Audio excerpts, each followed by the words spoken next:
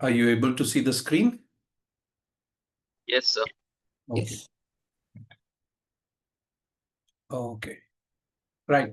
So we have been talking about crisis counseling, its various aspects, various facets. Last week, particularly, we started by looking at different crisis scenarios or crisis situations. If you remember, we spoke about grief, bereavement.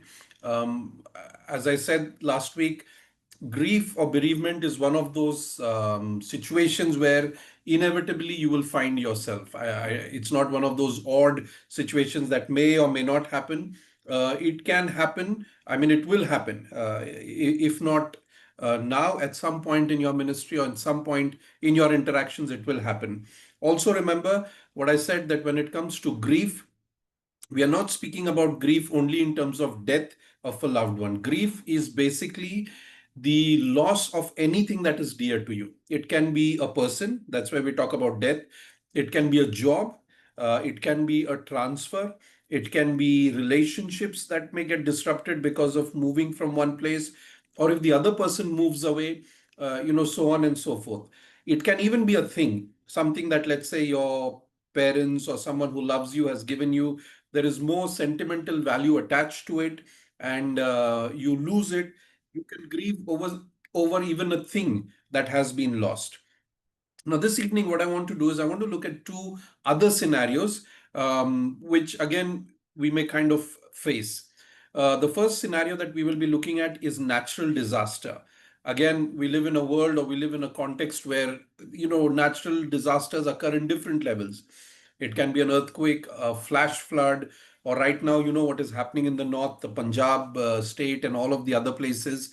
Again, there's a lot of devastation that side.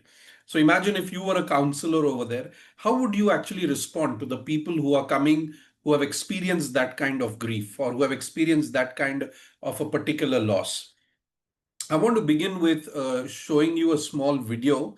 In case if you're not able to hear or there is any problem, please just speak out. So I'll stop and maybe adjust whatever needs to be done. Okay. So in case if you have any problem in either hearing the audio or seeing the video properly, just call out and I will then reset it.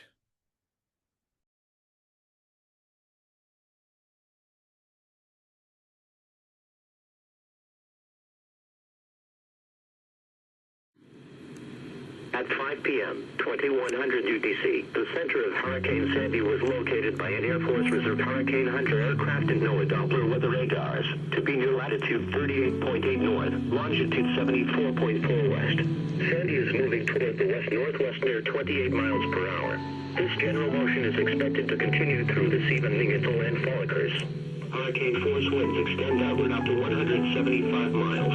Sustained winds to tropical storm force are occurring from southern New England through Long Island and Long Island Sound and southward along the coasts of New Jersey, Delaware, and eastern Virginia, and including all of the Chesapeake and Delaware bays.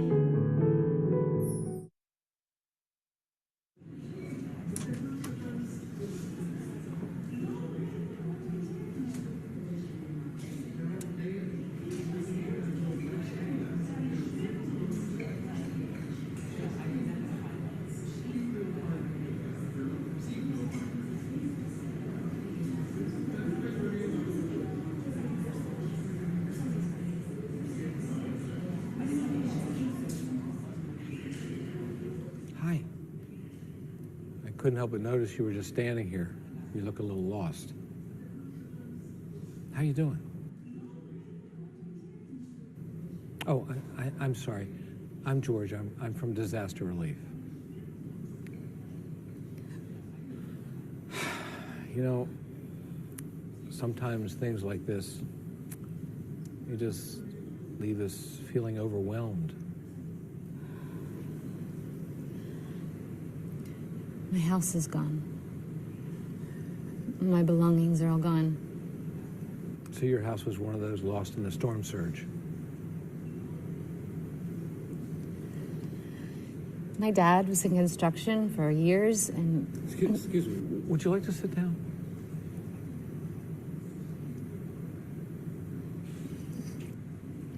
He took what was just a shack.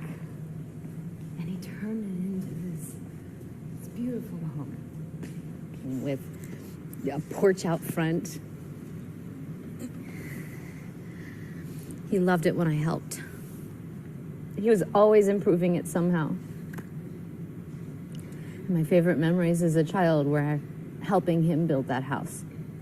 So this wasn't just a house you lost. This was a home with some fond memories. It's gone. Everything's gone. I mean, how am I supposed to come to terms with the fact that I have nothing? I'm so sorry. Things like this are so difficult to understand. But you seem a little unsure right now in terms of where to go from here. And I'll help you the best I can. By the way, what should I call you? My name's Gina. Hi, Gina. Well, Gina, as I said, my name is George, and I'm going to help you as the best I can. But first things first, any physical injuries, anything that needs medical attention, how about just something to eat or drink? No, I'm fine. Thank you. Why did this happen? I mean, why my house?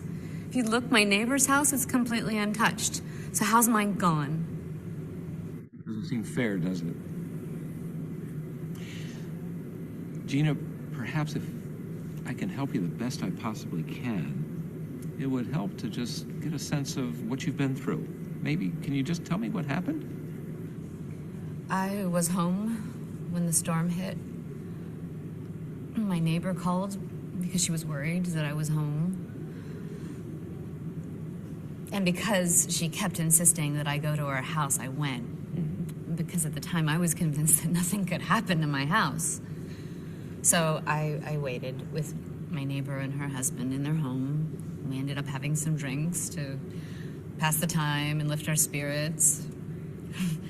We really had no clue what was happening to the rest of the houses in the neighborhood until we heard what sounded like waves and then wood snapping.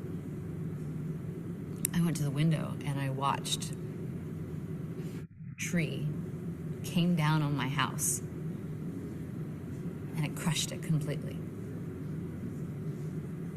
Then I watched as the water washed away what was left of my home.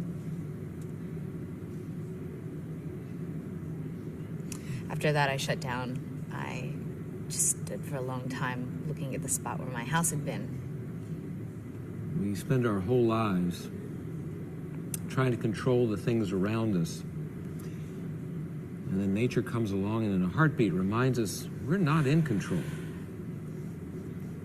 I've been to a lot of disasters in my life, and I'll tell you, each one leaves me feeling humbled. Well, it humbled me when I took my home. Speaking of your home, we need to find a place for you to stay. Where have you been staying since the storm surge? Oh, thanks. But I'm staying with my aunt. Mm-hmm. She has a house about 20 minutes away. She lives by herself, so she's enjoying the company. Mm-hmm. She said I can stay as long as I want. Mm-hmm. Gina seems pretty animated and task-focused. She seems ready and even eager to return to her home and look through the remains for her personal effects. So it sounds like you're going to go back to the home site. And my sense is that that's going to take a lot of energy. How are you feeling? Well, I think I was in shock at first. And then I got mad. Because why is my house gone and my neighbor's fine? Right. But coming back and seeing, even talking with you, I mean, it's been really helpful. It's really nice to have someone here. Mm-hmm. It helps me feel less depressed. Depression's a fairly common reaction to situations like this. But just because it's common doesn't mean it's okay. So can you tell me what depression feels like for you? No, of course it's common. I mean, there must be a lot of people around here who are depressed, right? After losing everything they have, how are you supposed to feel? But just because it's common doesn't mean it's okay, and people experience depression in different ways, so I'm curious as to how you're experiencing it. Sad. Empty, I guess. Like something's missing. So an empty, hollow kind of feeling. Any physical reactions? How's your sleep? How's your appetite? I'm eating fine. My aunt's feeding me. She says I need all the energy I can get. And, you know, it's strange, but I'm sleeping pretty well, too. Same as usual. You know, I'm an optimist,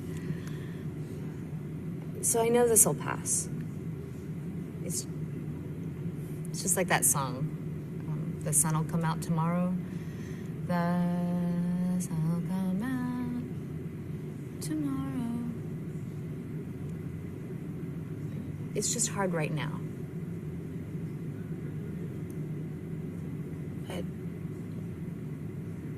I really just feel like I need to get back to my house and see what I can save. I mean, I feel like it'll help me feel better and like I'm doing something to help myself. Gina seems to be pretty upset and is probably experiencing some mild depression related to her loss. But she seems eager to begin gathering her personal effects from her former home. Okay. So it sounds like you're ready to go back to the site and save what you can. Gina, keep in mind that what you're going through is tough. It's unusual. It doesn't happen every day, and that's a good thing. It's okay to feel sad. It's a normal reaction. When you go back and you're looking through what's left, don't be surprised if sadness comes over you. Don't be surprised if all of a sudden you just start crying. You said something was missing, and it is. But you also said you're an optimist. That's a good thing. Optimists do better in situations like this. Someone once said, optimists have a reason to get up every morning. Pessimists, not so much. Well, that's really true. You also said that you're staying with your aunt and you have a place to stay in. And that's really important. Relying on other people, it's okay. It's not a sign of weakness. It's what we do. Speaking of which, what can I do for you right now? No, nothing. Thank you. It's been really helpful talking with you. I think really now I just need to get to work. Go see what I can save from my house. Well, I'm happy to be of any assistance I can, so I hope you'll reach out to me. Let me help. Thanks. Well, Gina, I will be around. Would it be okay if I just check in with you just to see how you're doing? Sure. Hey, I've got an idea. How about if we swap phone numbers and I can give you a call? Maybe tomorrow about this time? Would that be okay? Would that work for you? Sure. That's great. Fantastic. Thanks.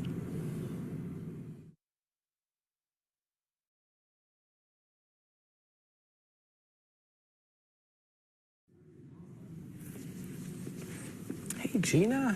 Hey, George. How's it going? Hey, why don't you sit down and tell me what's going on? Well, I've found a few of my things. If that's what you mean. But the more that I look for these things, the more I start feeling like that's just all they really are. You know, things. So I find something, and maybe no matter how small it is, if it's mine or my mother's, and I get really excited. But then that feeling, it goes away really quickly. So I keep looking, and I find something else, and I feel something for a moment and I put it in a box. But for what? I mean, I'm not upset about losing my stuff. Sounds like there have been some real ups and downs, Gina. And my guess is there are going to be some more. But as you look back on this, what do you think the worst part of it's been, at least so far?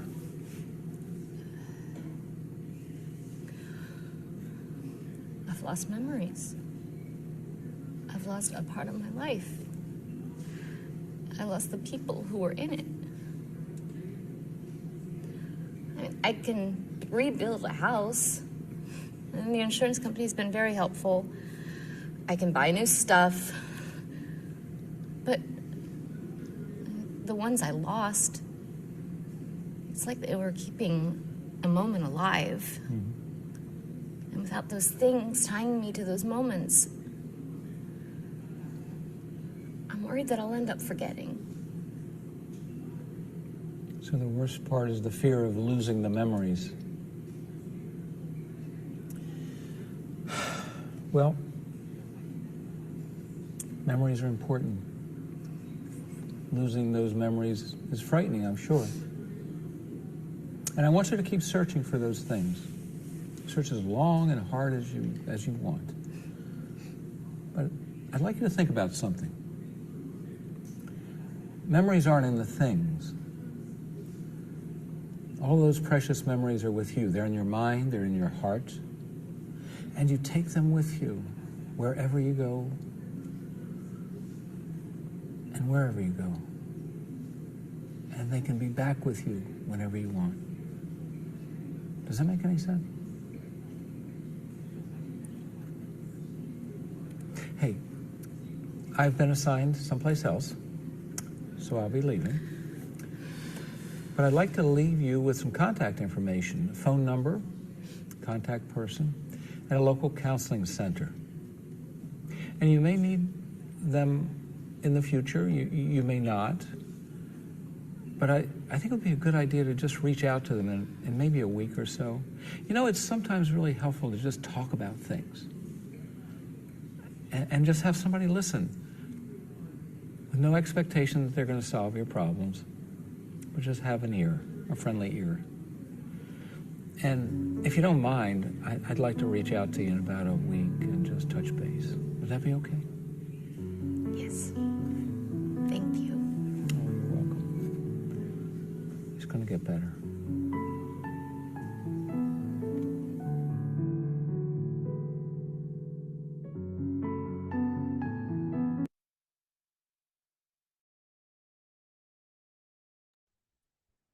Okay, so if you have been watching and following it carefully, you would have noticed that a number of things that we have been speaking over the weeks was actually transpiring over there. For example, the idea of, when the counselor begins to speak to that lady, one of the first things he asks is for immediate things. He says, are you hurt? Do you need medical attention?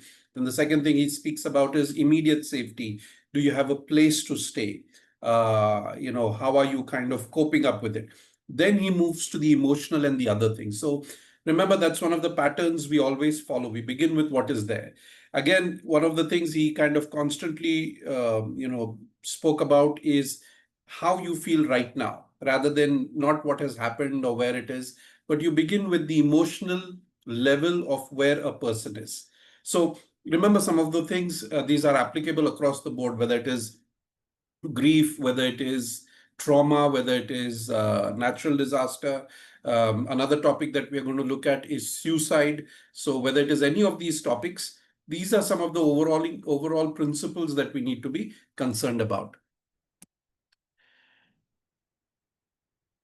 Okay, let me just quickly look at a couple of things when we talk about natural disaster. One of the first things we want to talk about is the reaction to disaster. How do people react? There are a couple of things that we need to notice. Number one, when we talk about reaction, there is something that is known as anticipation.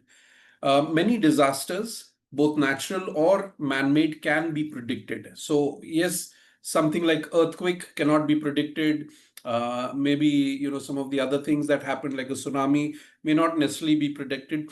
However, there are signs where we can understand that we are heading towards a disaster. Um, an example I can give you, what happened in Uttarakhand, I think maybe a couple of years back. The the scientists and the people who study climate and people who study even sociology and others had begun to kind of give a warning that places like Uttarakhand, where the it's a hill station, particularly, you remember, people would go for their religious pilgrimage, was not capable enough to deal with that kind of an influx of people. The pilgrimage, the people who would come over there. The hill stations are not really designed. In fact, even now, if you go to some of these hill stations like Masuri or Nainital or some of these places in peak seasons, you would see the place itself is not suited for a very large population.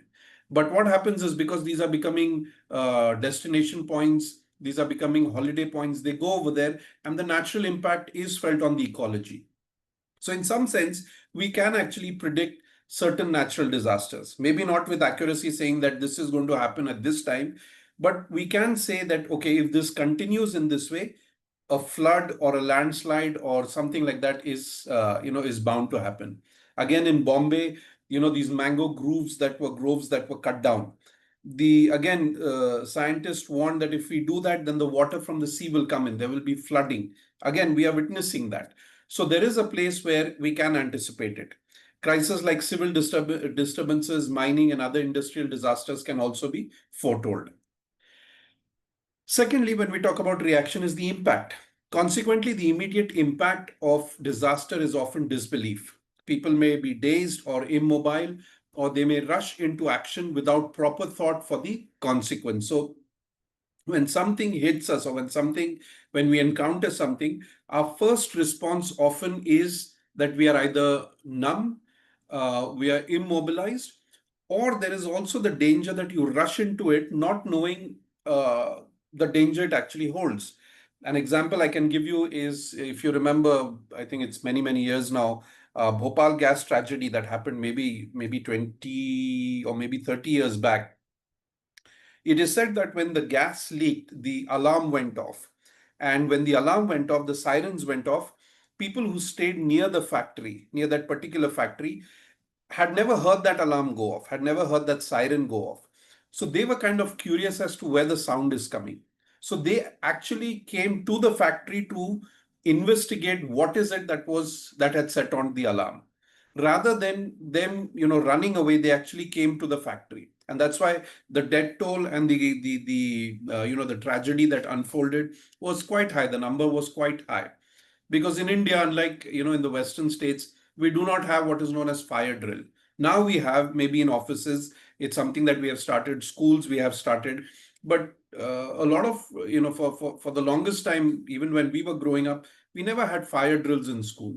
So in case if there is a alarm that is sounded, nobody would really have an idea how to deal with it. Same is true with natural disaster also. Thirdly, recoil.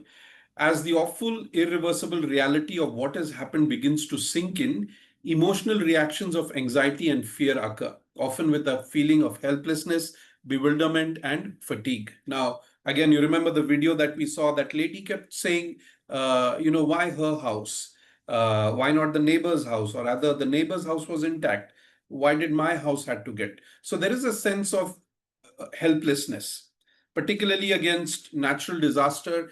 There is really nothing you can do to stop an avalanche, to stop a flood, to stop an earthquake. You completely are out of your league in one sense to deal with it. And that makes you kind of feel very weak, makes you feel helpless or even bewildered. Fourthly, there is, of course, grief, what we spoke about last week also. As the time passes, both relief and anxiety begin to diminish, and a fuller appreciation of the scale and the implication of the disaster is established. So, remember, most of the time, when something happens suddenly, particularly in the case of trauma or even grief, our first response is a sense of disbelief, or our first response is feeling numb towards what has happened. And over a period of time, when the numbness diminishes, what the reality of we are facing in the future begins to hit us. The scale of our loss, the scale of how we have to now rebuild our life, it all begins to kind of hit us. And then finally is recovery. As time passes, irrational and harmful outbursts become less common. And if circumstances are right, people are able to channelize their distress in creative and constructive directions. Okay. Now this happens not just by time passing, but also a conscious choice has to be made by those who are going through these disasters. There has to be a support system. There has to be a help. There has to be those who would help the people to recover from that. So so don't misunderstand that as time goes, everything becomes normal or okay. Yes, it takes time, but along with time, it also takes additional help.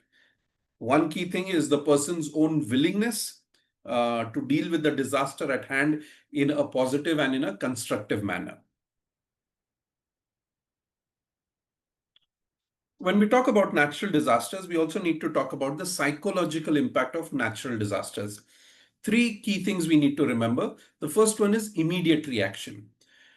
Again, like grief, if you remember, we spoke about Kubler-Ross's linear explanation that it often begins with shock. It often begins with a sense of disbelief. So any natural disaster will always have this immediate reaction where you can have either one or all of these emotions. It can be shock, disbelief, confusion, panic, fear, helplessness. Okay, because in some sense, natural disasters are not uh, disasters that we are really prepared for. As I said, we may anticipate it and we may say, okay, because there is global warming, this may happen. Because of the trees being cut, there can be landslides. But when and where it is going to happen, we don't really have a clue. So there is this sense of confusion or helplessness. The second level is what we call as the short-term responses. Here is where we feel angry or even guilt can set in. There can be anxiety, sadness, sleep disturbances, nightmare. So this can maybe go on to, from maybe 14 days to maybe we can say around 60 days, something like that. That kind of a framework that we are talking about, where you may feel angry and you may feel sad. Your sleep patterns may get disturbed. You may kind of, if you have been through an earthquake, you may still feel that the ground is shaking, the building is shaking, or something along those lines. And it can continue to, in one way, haunt you. And then the third one is what we talk about long-term effects. If these effects or if these psychological issues are not treated, if you don't have support system, if there is no place for you to basically speak and receive support or help, it then translates into a long-term effect. What are the long-term effects? It can be PTSD. We've already spoken about post-traumatic stress disorder. There can be a sense of depression that, my house is gone, my family is gone. There can be a sense of prolonged grief. Normally, as I said, in the case of death, grief prolongs for a year. Normally, it of course becomes less, but then we kind of say, 1 year is a year where 1 year is the time frame in which you need to recoup from it. Remember last time I said a year's time is important because that's the time you're kind of saying, okay, first birthday, first Christmas, first Easter, first anniversary, all of those things kind of begin to hit you. Then the second one is depression and prolonged grief. If you're not dealing with it properly, if there is no support system, you can continue to kind of be in that situation where you may feel grief, you may feel depressed about the situation that you have gone through. And then thirdly, you may look at substance abuse as a coping mechanism. You may go to other things which may give you temporary relief, but you may actually get hooked onto them. Smoking, drinking, even drugs, people may go on to, and they may kind of get used to these kind of coping mechanisms. So psychological impact normally we say is in these three levels: immediate, short-term and long-term effect. What are the crisis counseling steps that we can take, particularly for natural disaster? Number one, it begins with assessment. Whenever someone comes to you, you assess the immediate needs. Like if you remember the video we saw, one of the first questions he asked is, have you eaten something? Are you hurt? Do you need medical help? So in a situation of natural disaster, that's where we need to begin. Safety, food, shelter, medical care, and then also emotional support. Second one is rapport building, or also what we call as relationship building. This is to establish trust through empathy, through your presence, through your compassion, through active listening, and all of the rest of it that we have been speaking about. So you're basically just trying to build a relationship. Why are you doing that? Because you want to make the person feel relaxed. You want to make the person feel secured. Remember, anyone who has gone through such an experience is shaken up internally. There is this sense of uncertainty and insecurity that sets in. And relationships are meant to kind of give them that sense of sense of security, sense of like saying, okay, I am here for you, you can depend on me, so on and so forth. Ventilation of feelings. Okay, encourage expression of grief, anger, or fear. So people may come to you at a different level. Some of them may be angry, some of them may be sad, some of them may be, grieving. Some of them may also be guilty.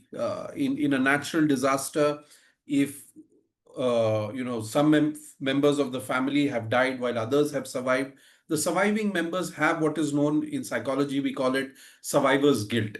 That they feel bad. They are like, how can my family members be dead and I'm alive? Why am I alive? I remember there was a time when we were students, when I was a student in my college, and the Orissa, cyclone had hit. If you remember, I think it was the year 2000, December 2000, somewhere around that time. And some of us from our college were sent as a relief team. We were working with FE Corps. One of the things I remember from that experience is that we met elderly parents whose children had passed away, grandchildren had passed away. And there was this sense that the elderly people were asking, why did we have to survive? We have lived our life. It was time for us to die, but we have survived, and our young children and our grandchildren have passed away. They have been swept in this. So what is the purpose? Why would God do that? Now, there are different questions. There are different emotions that may emerge. Your responsibility as a counselor is to only listen. Okay, don't try to correct, don't try to rationalize, or don't try to process in a sense where you're trying to tell them this is right or that is wrong. You only listen. Fourthly, cognitive reframing.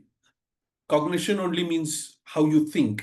So help survivors to make sense of what has happened. Now, again, you cannot really make sense in terms of it 100%, like simply saying, okay, why did my family member die and why am I alive? There's no logical answer to give to that. Okay, you can't really reason it. But however, you need to help them to understand, like, for example, from that video, one of the things that counselor said is, when you face natural disasters, you are kind of reminded of how helpless you are. You are reminded of how much in life is beyond your control. Now, that in some sense is meant to help the person, because that person needs to be made, needs to understand that not everything is in his or her control. It was not in her control that she survived and someone else died. So when a person begins to rethink some of these things and say, look, it really was not in your control. You really didn't have a choice in this. You didn't have the option of saying, okay, let me die and let my family members survive. There was no option given like that. When you help them to process it at a mental or at a cognitive level, they may not have all the answers, but at least they are able to see the other side of the picture. Problem solving. Explore practical next steps. Like, if the families have separated, are there relief camps where you can actually meet them? Do you need to put in a complaint of missing people? So on and so forth. Relief resource. Do they need things for their future? whether for the house or whether it is for anything else. Systems, support systems, you connect them with either survivors of other families, faith groups, NGOs, because natural disaster, there are always two things that happen. One is what you call rescue, which happens immediately. Like, for example, there's a flood, people are stranded over there, you go and you rescue them. But the larger problem that happens is what we call as rehabilitation, or rescue and relief and rehabilitation. You bring them out and then you have to actually give them food, you have to give them a safe place to stay. But then the third thing is you also have to rehabilitate them. You can't just give them food forever. At some point, you have to make them independent. You have to get them to a place where they get back to the normal routine of life. So rescue, relief, rehabilitation, these are three things that always go hand in hand when we talk about natural disasters. Follow up, monitor large-term adjustments and refer for professional therapy if needed. So remember, we spoke about short-term, or rather immediate response, short-term response, and long-term response. If things are taken care of with the immediate response, you talk to them, you give them a sense of, okay, how financially they can be helped, how they can rebuild their life and move on. And if a person is able to move on from that point, then it's okay. But if it develops into something like PTSD or some of the other problems, then you need to do referral counseling, send them to a specialist. You can know this only if you're doing a certain amount of follow-up, whether it is a month or 3 months or 4 months, once a week you call them or once a month you call them. Some system of follow-up has to be done with them. When we talk about natural disasters, we also need to understand certain special considerations. For example, children. Children may regress, like a person who's maybe in his teens or maybe even 5, 6 years old, who has, not kind of, let's say, who has been out of that stage of bedwetting. But after going through this, because of the trauma and the fear and all of it, he may begin to, wet his bed. He may become very clingy to his parents. He may also demonstrate a certain amount of withdrawalness.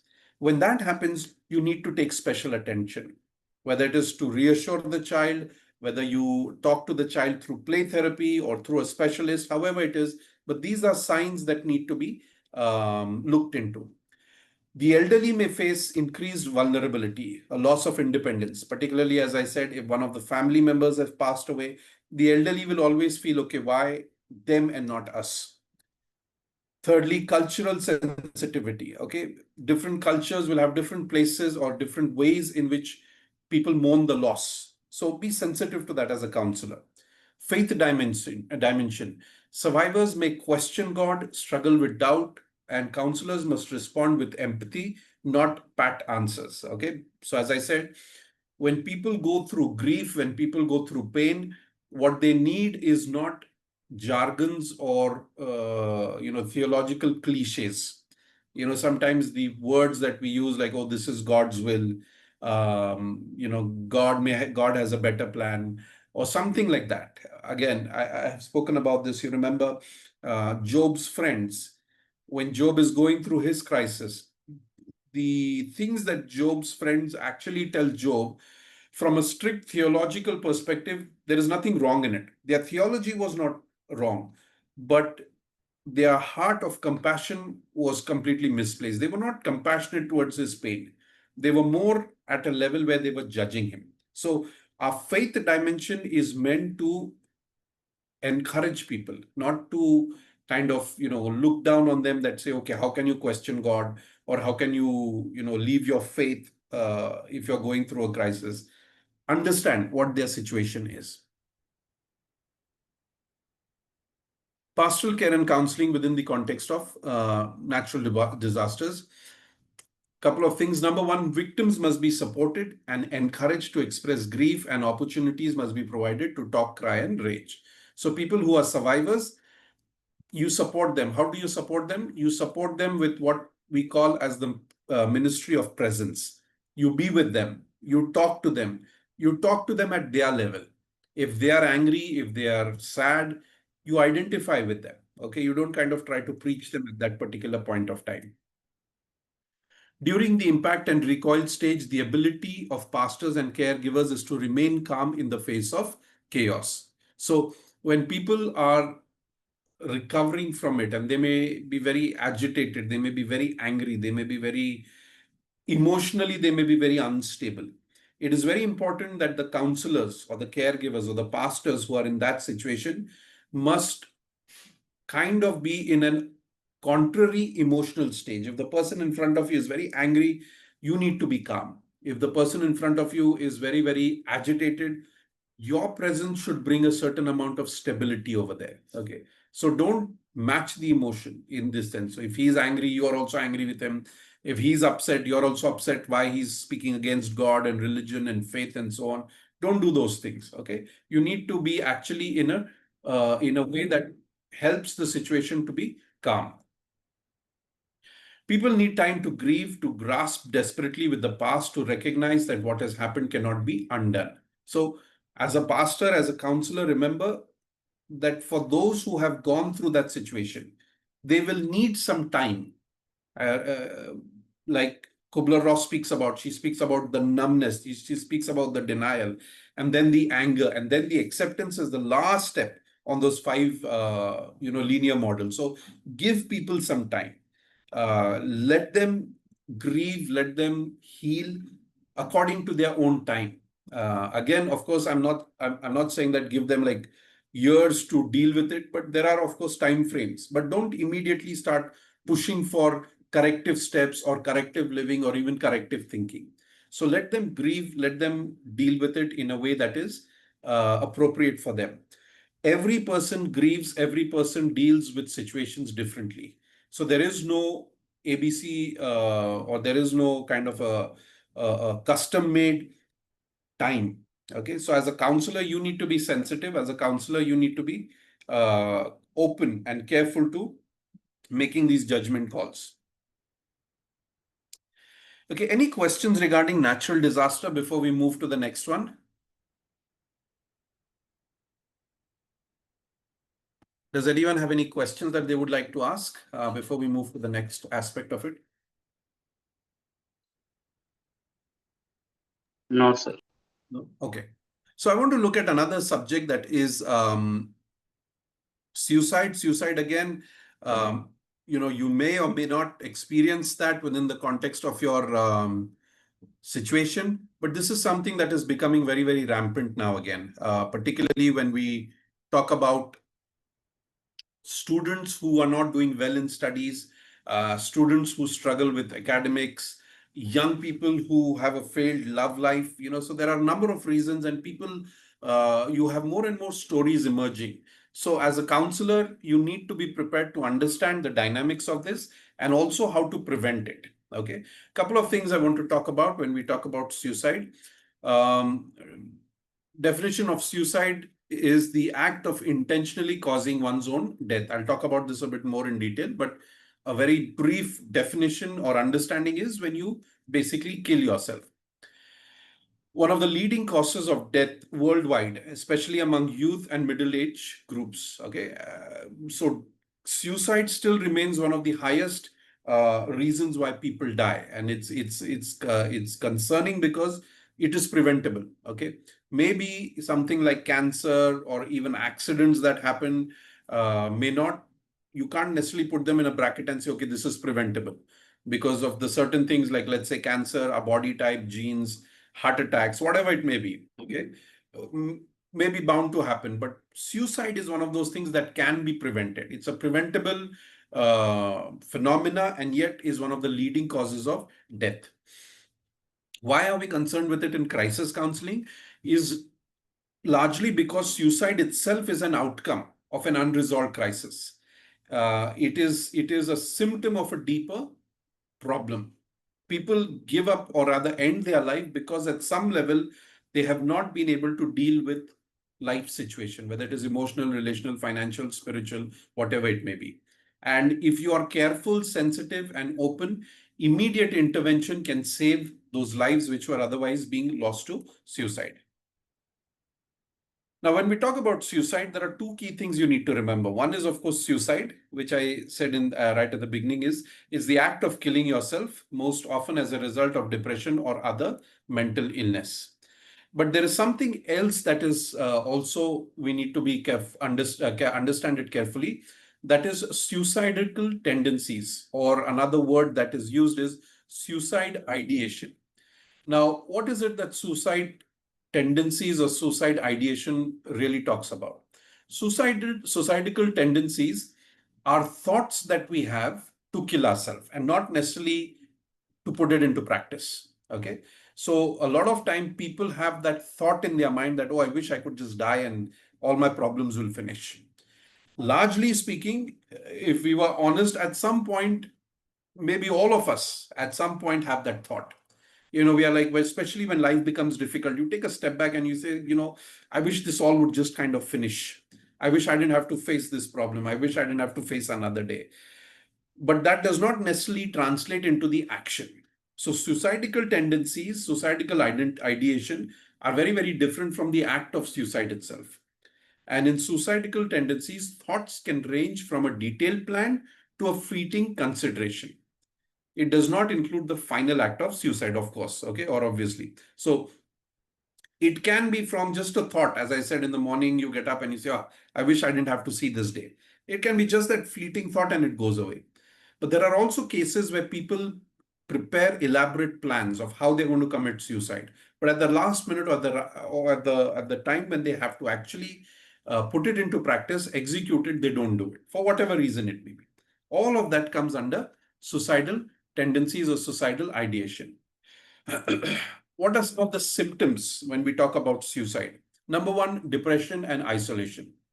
Most suicidal persons are lonely, depressed individuals expressing strong feelings of hopelessness, helplessness, usually with a strong underlying anger. One of the best examples I can give you is when you look at the life of Elijah himself. I think it's Elijah, 1 Kings chapter 19.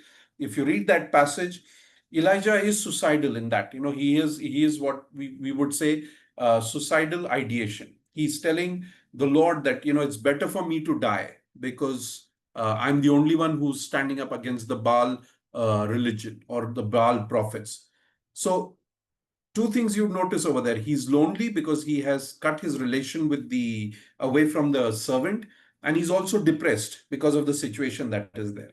So people who tend to move away from society, friends, relationships are always at a risk of committing suicide. And of course, those who are also depressed. Ambivalence. Even at an advanced stage of development of suicidal ideation, most suicidal persons are highly ambivalent about dying. That is, a simultaneous desire for life and death are in conflict. There are studies, or the people who have actually done research of this have found out that even those who are very, very desperate to die or desperate to finish their life are always looking for some hope. They're looking for some reason to not actually go through it. So till the last minute, they will be looking for some, even a strand of hope that will, kind of change their mind. And that's where I think it becomes very important that we take this seriously, because it is said that 90%, or in fact, some research that I've read also says 95% of people who actually commit suicide at some point of time express it. They are vocal about what they are going, their pain, their struggle, their difficulty. They also express that they are going to finish their life. What happens is those around them are not listening carefully. They are not attentive to these cries of help. So even till the last minute, there is this sense of, kind of undecidedness, whether you want to die or you want to live. They are looking for a way to live. Okay, that's the natural human instinct. It's only when that is not given, out of desperation, they kind of end up committing suicide. Thirdly, crisis. Most suicidal persons will make a serious attempt only during a relatively brief period of time when the emotional pain peaks and when coping skills are low. So there may be plans that are made. There may be suicidal ideation that I need to end my life. But that happens when there is a certain period in their life where there is a certain, in some sense, let's say a curve, when they get to the edge of it, where they want to finish their life. And that is a very small, it's a very short time. If help is provided within that short time, as I said earlier, if help is provided within that short time, there is a possibility that you can change a person's mind. And that's why you may see even a lot of these people who climb up on bridges or high buildings, you'll have these negotiators or you'll have these people who are talking to them. In a lot of cases, they're actually able to talk to them and bring them back. Now, if a person wants to commit suicide, why will he sit over there and continue to talk with that person? Because even in that sense of pain and difficulty, he's looking for a reason to live and not die. Fourthly, communication. As desperate and depressive feelings develop, suicidal persons may make covert and overt attempts of communicating their pain and their suicidal thoughts. As I said, extensive research has been done that often those who commit suicide are those who have, in some sense, expressed it, either covertly or overtly, either in an open way of saying that I want to end my life, or in some sense, like saying, what is life worth living? Why should I even live? So they may have at some point expressed it. The question is, people who are around, and particularly counselors, have they heard it and understood it? Suicidal crisis counseling process. How do you help them? Number one is assessment. You need to begin by assessing. As I said, not every crisis will lead to a suicide. Not every problem that everybody faces will eventually try to see the solution as suicide. So you need to assess where a person stands. This is where we begin. We begin by assessing suicidal intent. Okay, do they have a plan? For example, when they are talking, are they speaking about certain things? Are they saying, how easy it is just to climb up a high building and jump from there? Just end all your pain, end all your problems. Everything is just okay. Or somebody may say, I wish sometimes I could just kind of take a bottle of pills and sleeping pills and not wake up again. So when they are going through depression, when they are going through that problems, are they describing certain things in which gives you a clue or a hint of a plan that they might be hatching in their mind? Secondly, do they have access to these things? You talk about a high-rise building, but let's say you live in a village where all houses are maybe first floor only. So does not make sense. Maybe that person feels like that, but he's not really going to do it. But if he has the means, if he has the ability, if the resources are available, then definitely it means, the danger is greater. Have they attempted before? Is a very, very crucial indicator. Anybody who has attempted suicide earlier, there is a very, very large possibility that he will, if he goes through that problem and if he hits rock bottom, he will do it again. Okay. Again, why it increases the risk is because they have done it first time and they have come out. And there is always this thought that let me do it again, that life death thing, maybe I can come out of it again. Or they may have learned that, okay, last time I tried, I didn't succeed. This time I'm going to do it in a way that I'm going to succeed. So having done once, your resistance or your ability to deal with it definitely is compromised. So that's where, as I said, you determine the level of risk. Is it low? Is it moderate? Is it high? Low is where you have only a plan or a fleeting thought. Moderate is where it's an ongoing thought. You're not able to get it out of your mind. High is when you have already started making plans and you have the other things like you're depressed, you're suicidal, you're recluse, and all the rest of it. Intervention. Okay, you assess it. Secondly, you intervene. How do you intervene? You ensure safety and remove immediate danger. Now, in India also, but particularly in the West, if the doctor or the psychiatrist has even the slightest hint or has a slightest suspicion that you may indulge in self-harm, he can actually, against your will also, put you in observation. So for 24 hours or 48 hours, you will be put in a hospital where, you may be strapped to the bed, or you may be put in a hospital where anything that is sharp or other things that can harm you are taken away and you're left over there. Again, this goes on the basis of the doctor's diagnosis. So you need to ensure a person's safety. Use grounding techniques to reduce panic. Okay, grounding techniques, remember we spoke about it. Emotions can just fly in all other places. Grounding techniques is to get them back to the reality and the present. Something as simple as, what is the color of the shirt I'm wearing? What is it that you are drinking right now? What is it that you're eating, or what is kept on the table? You bring them from emotion to facts. Okay, those simple things also help people to ground when people have the panic attack. Provide emotional first aid like calm, reassuring, validate them. You tell them, validation simply means you tell them, yes, I understand your pain. You are right to feel angry. You are right to feel hurt or disappointed or whatever. So you give them a sense of saying, okay, this is normal. There's nothing wrong with you per se. This is normal, but you need to deal with it. The third thing you do is you mobilize. You support mobilization. What is that? You basically help them to connect with family. You help them to connect with their friends. You help them to connect with the larger picture of their own problem. So a lot of times people who go through suicide, what happens is they end up looking at their own life from a very narrow perspective and saying, okay, for example, a student who has failed in 10th or 12th may say, my life is over, nothing can be done. But when you give them a larger perspective that, look, just because you have failed this year doesn't mean that your life is over. You can still work hard. You can still attempt your exam next year. Even if you're not good in studies, you don't want to study, there are other options. You can always look at other things. There are great people who have achieved a lot of things who are actually school dropouts. So, you can kind of help them to look at it from a more positive, constructive way. Another way of mobilizing support is involvement of professional help. Okay, so I always say when it comes to something like suicide or even drugs or even extreme problems of marital issues, remember, as pastoral counselors, we are the first line of support. We are there to pray for them. We are there to encourage them. We are there to support them.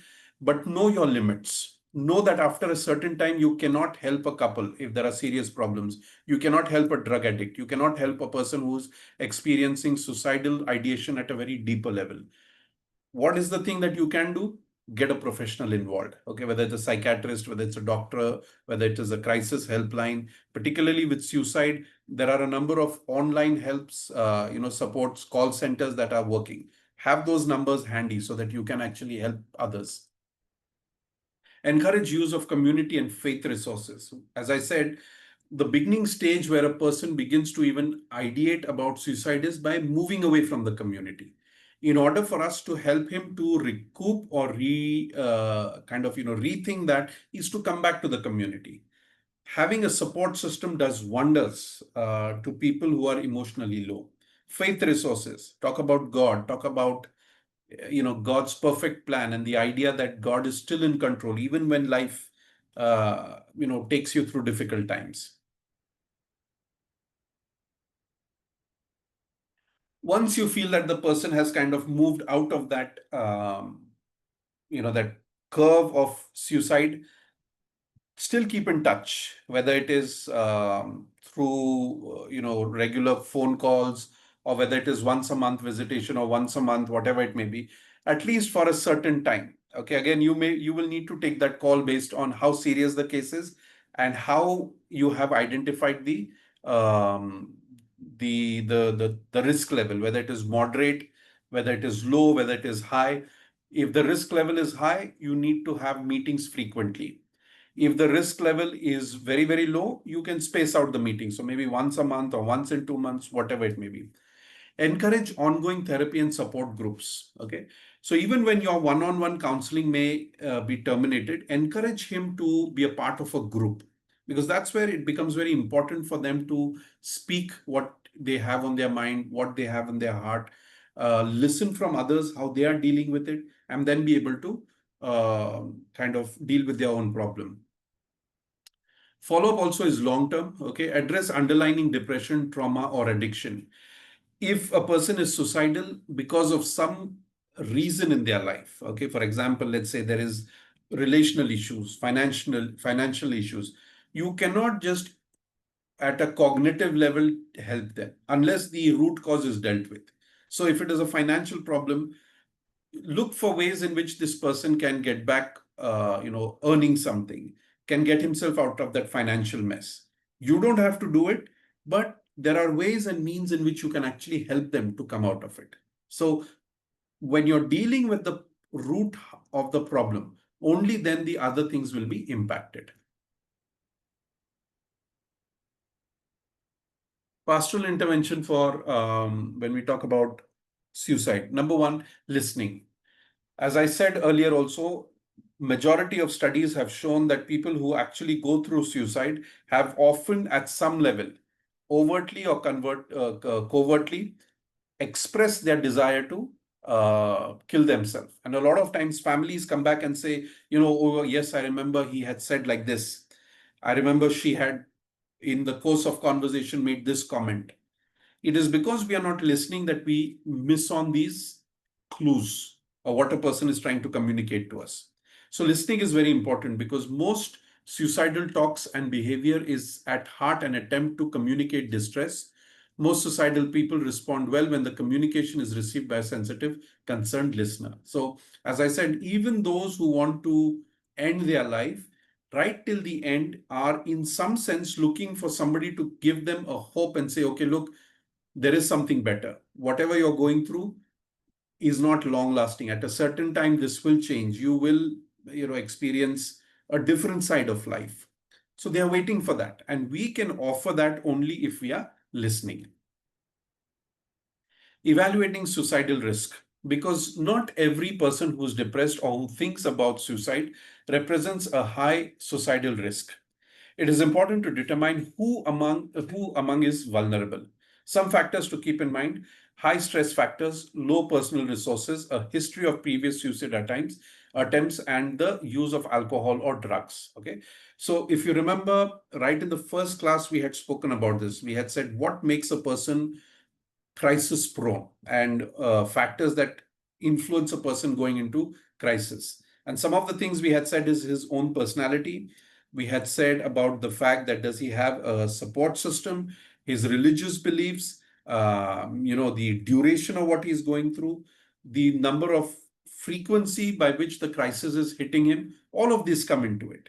So when you are evaluating suicide risk, keep some of these things. Is there a high stress in his mind?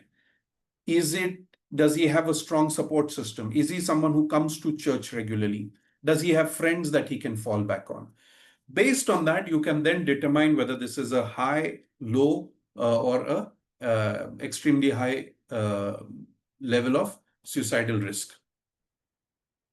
Intervention plans, because most people in suicidal crisis represent a high risk for a relatively short period of time. The intervention should focus on immediate issues and be implemented quickly. So, as I said, there is often a curve, a certain peak where a person feels absolutely hopeless, absolutely gone. And at that point of vulnerability is when people often commit suicide. If there is a way in which intervention can be provided, particularly at that peak, at that low point, or at that point of crisis, as I said earlier also, a number of these suicide cases can actually be saved. Okay. So what you need to do is you need to do it immediately, and you need to do it in terms of where the problem lies. Fourthly, referral. In high risk situations and in all situations in which there is doubt about the severity of risk, professional consultation should be sought. So it is okay for you to kind of take it seriously and nothing happens. For example, someone who may very casually say, oh, I want to end my life. And you suggest, no, you need to go and see a professional therapist, and he goes through professional therapist, and the professional therapist says, okay, no, it's not a risk, it was just an offhand comment that he made. It is okay to be wrong in such situations, rather than not do anything and the person loses his life, and then to look back and say, oh, I wish I had taken that word seriously. So remember, it's always okay to kind of assess it on a high level and realize that nothing is going on, rather than not assess it and have something untold that will happen. The guilt often can hit you also. We'll close with certain do's and don'ts in suicide counseling. What are some of the do's? Take all suicide talk seriously. Okay. Sometimes we may look at a person, he's very happy, she's very jovial, has a very fun going life, it seems. And when they talk about suicide, we say, oh, he was just joking. He will never end his life. She will never do something drastic. The thumb rule when it comes to suicide is if anyone expresses it, you need to take it seriously. The response may vary. Okay. It's not that you immediately put that person in 24, 48 hours observation. No, it varies on what he's saying, why he's saying, when he's saying, okay, all of those things. Secondly, always use open-ended questions like, how are you coping right now? How are you feeling right now? How are things with you in your finances, in your relationships? Help them to process it and assess it and give a answer that they feel they can speak about. Stay present and active. When people are talking to you, as I said, there will be subtle hints that are given about committing suicide. They will not openly say, okay, look, I am going to kill myself today. But there may be subtle hints. Be present and do what is known as active listening. Instill hope and connect to resources. So always give them a sense of that no matter how horrible your situation is, there is always certain amount of redemption that can come out of it. So connect them to either professional counselors, NGOs, call lines, support systems, okay, whatever it may be. Secondly, don'ts. What are some of the things you don't do? As I said, you don't ignore or you don't dismiss their statements. That, oh, he's just joking. She's not serious.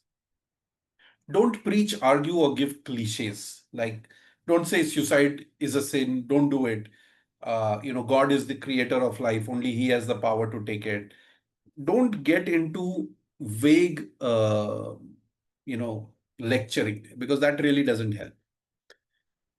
Promise secrecy if someone's life is at risk. Okay. So you need to be careful or discerning as to where and how much you speak.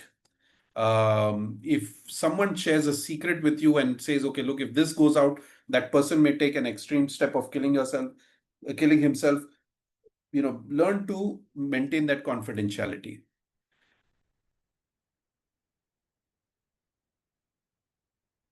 However, on the other side, what you also need to remember is that if someone says, I am going to kill myself or I am going to harm myself, but client counselor confidentiality means you cannot tell anybody, well, that does not make sense. Okay, that is not applicable. In fact, even in the ethical code of counseling, there are two options largely when you can actually breach confidentiality. In other cases, we say if a person tells you something in secret, you cannot share it. But there are two cases where that confidentiality can be breached. Number one, when they say that they're going to harm themselves. And number two, if they say they're going to harm someone else. So if someone comes and says he's going to plant a bomb, if someone comes and says he's going to assassinate or kill somebody, the law requires that you report these things. Okay, you cannot keep this as a client counselor confidentiality. Okay, so promising secrecy at someone else's life is at risk is definitely a don't. Lastly, leave the person alone during crisis. You may talk to him and he may say, okay, no, I'm fine now, that's fine, I will do it. But unless you are completely sure, and definitely immediately after the counseling, make sure that that person has some resources, some emotional support, some friends, families, who will surround him and kind of talk to him. Again, special consideration as adolescents are more prone to suicide because they are impulsive, they are influenced by peers, they are not able to handle things like exam failure or bullying or some of those other things. Elderlies, because the loss of a spouse, the loss of their own independence can hit them really hard. Survivors of suicide loss, families and friends need counseling to cope with the guilt, anger, and grief. So as I said, there is a survivor's guilt. And often in death, when the surviving people look back and see that they could have helped, they can go through depression. And the family members may feel, oh, why didn't I listen to him? Why was I not open to his cries? And that can, create a lot of problems for them. Finally, just a quick case study so that we can put it in perspective. Ravi, a 19-year-old college student, was brought to the counseling center by his roommate after he was found crying uncontrollably in the hostel bathroom. His roommate also discovered a half-written suicide note on the desk. Ravi had failed two of his semester exams and recently broke up with his girlfriend. He comes from a small town where his parents have invested heavily in his education. Now, this is a scenario. Ravi, a young man, is brought to a counseling center who has made an attempt, not in terms of doing it, but at least he has written a suicide note. How do you deal with it? Listen to what he says, some of the things. For example, Ravi says, I have disappointed everyone. Nobody will understand how worthless I feel. I just want the pain to stop. He admits to having thoughts of ending his life by overdose on sleeping pills, which he's currently purchased. So he has put in not only the thought, but also the plan to execute the action. Okay. Some of the things you need to be aware of in terms of assessment. Risk assessment. There is academic failure, 2 semester exams he's failed, relational breakup, he broke up with his girlfriend, family pressure, the family is paying for his studies and he's not doing well, hopelessness and feeling of worthlessness. He has access to the means, what we spoke about earlier, sleeping pills. Okay. So he has the means, he has the plan, and there is a possibility he will execute it. Warning signs, suicide note was in progress, verbal clues, I want the pain to stop, withdrawal from peers, crying spells and hopelessness. Okay. So the level of risk that you talk about, Ravi, is very, very high.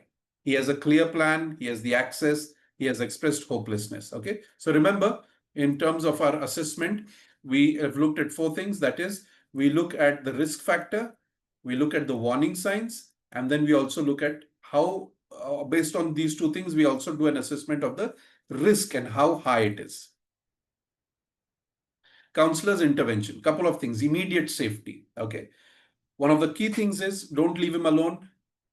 Whatever plans he has made to take his own life, take it from him. Okay. If it's a bottle of pill or poison or whatever it may be.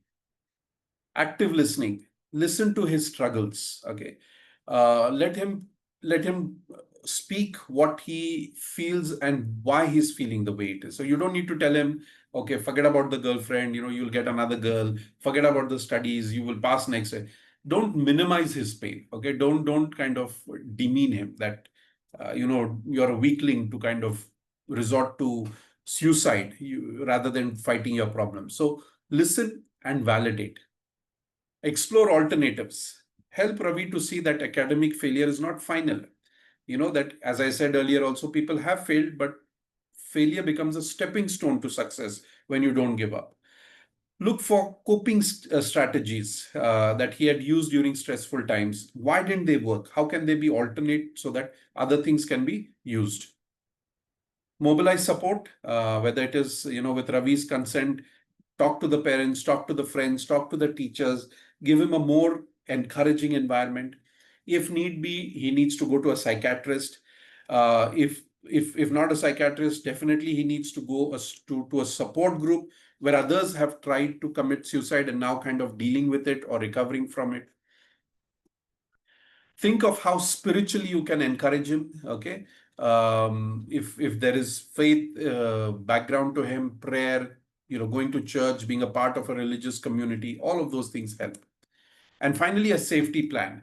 Ravi agrees to call his counselor or roommate if suicidal thought returns. Okay, so there has to be an accountability. Either one person, the counselor, or a friend who takes responsibility and says, look, call me the moment you feel like that. Give him numbers. There are a lot of suicidal helpline numbers. Let him call them up. Have a follow-up session. Depending on how you have assessed the risk, definitely in this, it is high, so you will have to do it at least twice a week. If it is moderate, then maybe once a week. If it is very, very low, maybe once in 2 weeks or once in a month, however you plan it. Okay. So these are some of the things which you need to do immediately. Safety, listening, building a rapport, alternatives, support system that he has or can be provided, spiritual dimension, and then definitely a long-term plan. Okay. Right. Any questions, anything you want to ask regarding what we have been speaking?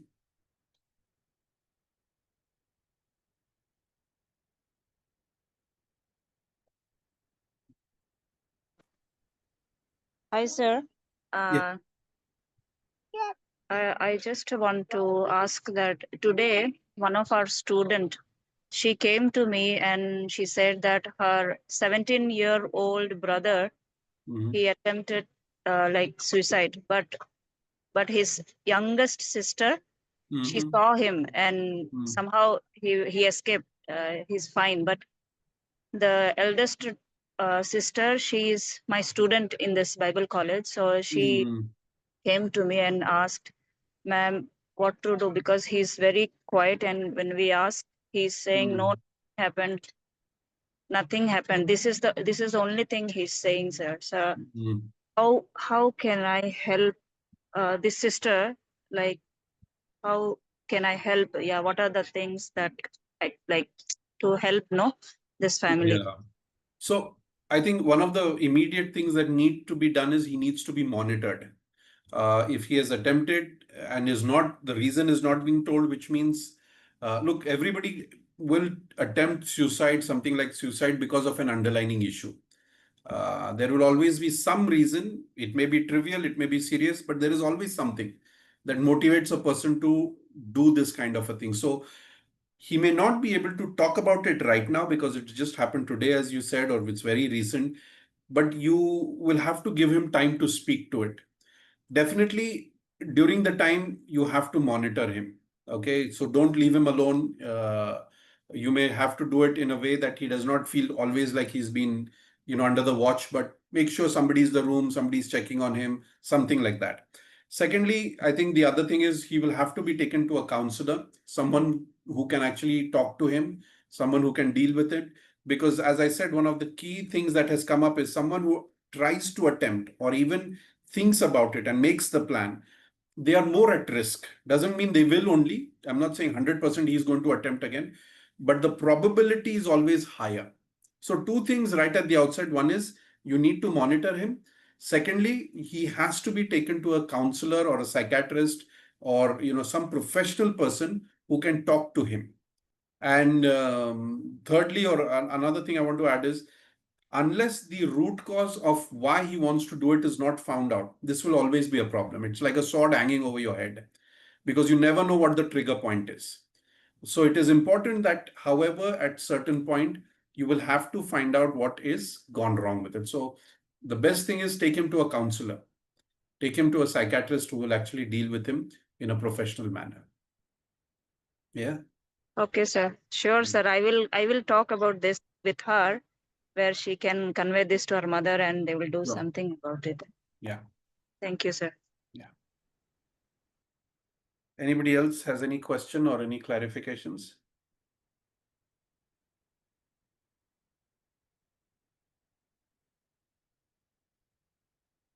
Okay, if not, then have a good weekend. We will see you next Saturday, right? Okay. God bless. Bye bye.